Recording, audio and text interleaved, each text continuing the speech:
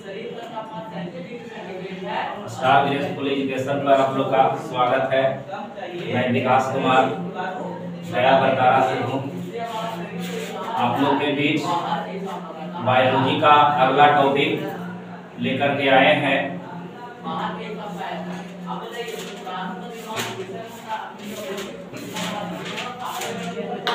Class 12 का ये तीसरा चैप्टर है। तीसरा में जैसा कि हम लोग पहले वीडियो में देखे, मादा जनन, उसके भाग, उसके कार्य, सारा कुछ हम लोग पढ़ लिए हैं। अब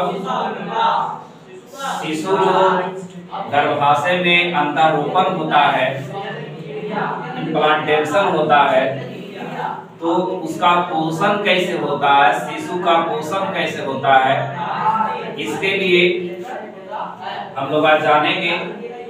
जैसा कि लिखा हुआ है प्लासेंटा, इसी को हम लोग कहते हैं गर्भनाल। तो प्लासेंटा क्या है?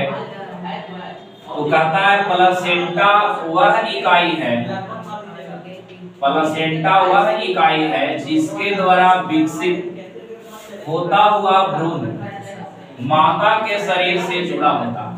प्लासेंटा जो है माता के शरीर और भ्रूण से जुड़ा हुआ रहता है, या एक डोरीनुमा टाइप के दिखाई देता है। यह संरचना माता भ्रूण के बीच की कार्यात्मक इकाई है, यानी माता के शरीर से पोषण भ्रूण का होगा, यानी शिशु का होगा। ये कार्य प्लासेंटा करेगा। प्लासेंटा द्वारा भ्रूण को माता से पोषण और श्वसन के लिए आवश्यक ऑक्सीजन प्राप्त होता है। प्लासेंटा द्वारा भ्रूण को माता से पोषण, माता के शरीर से पोषण और भ्रूण के लिए श्वसन का काम प्लासेंटा ही करता है। यानी श्वसन के लिए आवश्यक ऑक्सीजन जो शिशु को चाहिए वह भी प्लासेंटा करता है। यह शिशु के नाभि से जुड़ा रहता है। इनके द्वारा स्रावित किए जाने वाला हार्मोन,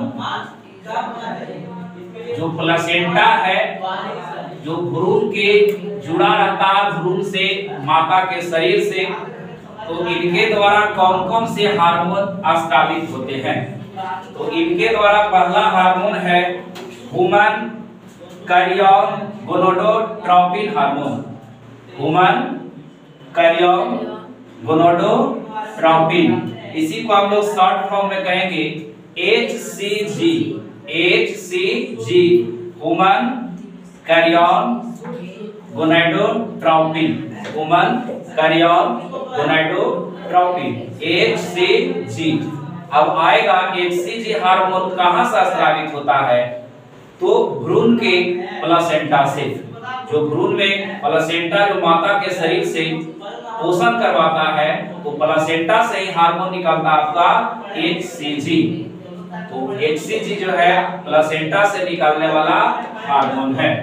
इसके बाद दूसरा hormone human placental lactogen hormone. Human placental lactogen, human placental lactogen. 5 बार बोलिए, 5 नहीं तो 10 बार बोलिए, अपने आप याद हो जाएगा। Human placental lactogen HPL, human placental lactogen HCG HPL, HCG HPL, ये दोनों हार्मोन प्लासेंटा स्रावित करते हैं। अब आप जानते हैं एस्ट्रोजन हार्मोन, ये भी प्लासेंटा स्रावित करते हैं। फिर है progesterone, progesterone hormone, progestogen, pregnancy. ये 4 हार्मोन याद रखेंगे, HCG HPL oestrogen progesterone. HCG HPL oestrogen progesterone, ये प्लासेंटा से 4 प्रकार के हार्मोन शिशु का विकास के लिए आवश्यक है। प्रेगनेंसी, प्रेगनेंसी की अंतिम अवस्था में ओवरी, ओवरी, ओवरी मतलब अंडाशय, ठीक ना, पढ़ाए हैं अगले वीडियो में। प्रेगनेंसी की अंतिम अवस्था अंडाशय द्वारा ओवरी में अंडाशय द्वारा रिलैक्सिन हार्मोन स्रावित होता है। प्रेगनेंसी की अंतिम अवस्था के समय उसके द्रव्यमान कौन सा हार्मोन अंडाशय स्रावित करते हैं? Relaxin hormone. कौन सा हार्मोन? Relaxin hormone. तो इतना बात आप लोग को समझ में आ गए होंगे। इसको आप स्क्रीनशॉट या जो विद्यार्थी नए हैं लिख लीजिए, आपके एग्जाम के लिए बहुत बहुत इंपॉर्टेंट है। प्लेसेंटा से 1-2 क्वेश्चन ऑब्जेक्टिव या सब्जेक्टिव रहेगा। तो इसके साथ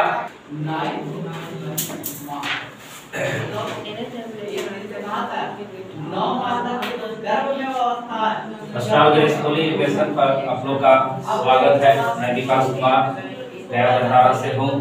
जैसा कि हम लोग पिछले क्लास में देखे थे, प्लेसेंटा द्वारा स्रावित होने वाला हार्मोन ये सब हम लोग कर लिए थे। इस वीडियो के माध्यम से हम लोग देखेंगे कि स्टेम कोशिका क्या है। तो स्टेम कोशिका अंतर कोशिकीय समूह में कुछ कोशिकाएं ऐसी होती है जिसमें सभी प्रकार के अंगों और ऊतकों के उत्पन्न करने की क्षमता होती है। भ्रूण में कुछ ऐसी कोशिकाएं होती है जिसमें सभी प्रकार के अंगों और ऊतक के निर्माण करने की क्षमता होती है। इस प्रकार की कोशिकाओं को स्टेम कोशिकाएं कहते हैं। जैसा कि स्टेम कोशिकाएं देख रहे हैं, ये 3 परतों की होती है, 3 प्रकार के होते हैं, जैसे एक्टोडर्म, मेसोडर्म, एंडोडर्म। ये तीनों का सम्मिलित रूप है आपका स्टेम कोशिका। अब एक्टोडर्म से क्या क्या बनता है, शिशु का क्या क्या बनता है? तो एक्टोडर्म की कोशिकाओं द्वारा जो त्वचा है ना, बाहरी त्वचा, मस्तिष्क, ब्रेन, स्पाइनल कॉर्ड और तंत्रिका तंत्र का निर्माण होता है। याद रखेंगे आप लोग, एक्टोडर्म की कोशिकाएं द्वारा त्वचा, मस्तिष्क, स्पाइनल कॉर्ड, तंत्रिका तंत्र, त्वचा, मस्तिष्क, स्पाइनल कॉर्ड और तंत्रिका तंत्र। इसे त्वचा, मस्तिष्क, स्पाइनल कॉर्ड, तंत्रिका तंत्र, त्वचा, मस्तिष्क, स्पाइनल कॉर्ड, तंत्रिका तंत्र। ये किसके द्वारा बनता है? एक्टोडर्म। एक्टोडर्म की कोशिकाएं द्वारा त्वचा, मस्तिष्क, स्पाइनल कॉर्ड और तंत्रिका तंत्र। 5 से 6 बार पढ़ने के बाद आपका याद हो जाएगा। अब देखेंगे मेसोडर्म। दूसरी कोशिका है मेसोडर्म। मेसोडर्म की कोशिकाओं से नोटोकार्ड, हृदय धड़कन है ना, हृदय और ब्रिक वाला होता है किडनी। नोटोकार्ड, हृदय, ब्रिक और मांसपेशियां, रुधिर वाहिनियां जो रक्त परिसंचरण का कार्य करता है, रुधिर वाहिनियां एवं जनन अंग का निर्माण होता है। याद रखेंगे मेसोडर्म द्वारा कौन कौन सी कोशिका बनाती है, कौन कौन से अंग बनते हैं। तो मेसोडर्म की कोशिकाएं नोटोकार्ड, हृदय जो होता है ना, धड़कन, नोटोकार्ड, फिर हार्ट बनता है, किडनी बनता है यानी दिल हो गया, किडनी बना दिया है ना, मांसपेशी बना दिया जो शरीर में मांसपेशियां होती है, रुधिर वाहिनियां रक्त का परिसंचरण के लिए ये ही बनाता है। मेसोडर्म जब दिल बनावेगा तो रक्त परिसंचरण यही बनाएगा, क्योंकि दोनों जुड़ा हुआ है। रुधिर वाहिनियां और जनन अंग याद रखेंगे, जनन अंग, बाह्य जनन अंग कौन बनाते हैं? तो मेसोडर्म की कोशिकाएं द्वारा ही शिशु का जनन अंग का निर्माण होता है। तो याद रखेंगे 3-4 बार, जनन अंग, हृदय, नोटोकार्ड, रुधिर वाहिनियां है ना, किडनी।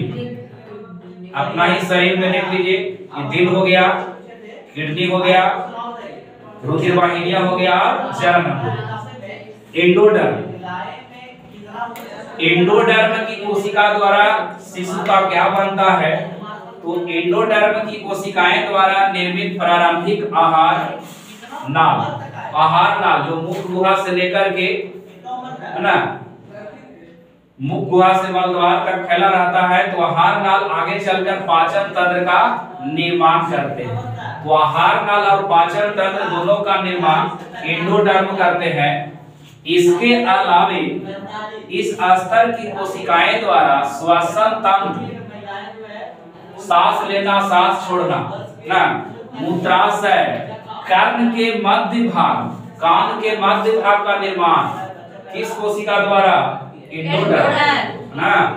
कर्ण के मध्य भाग, मूत्राशय, श्वसन तंत्र, आहार नाल, पाचन तंत्र। आहार नाल आगे चल के जो पाचन तंत्र ये करते हैं कौन? एंडोडर्म। यहाँ है एक्टोडर्म, यहाँ है एंडोडर्म, थोड़ा सा अंतर है, लगता है दोनों सेम है। ये एंटो ना, एंडोडर्म, एंडोडर्म, एक्टोडर्म, एक्टोटा यहाँ डा है, एक्टोडर्म, एंडोडर्म।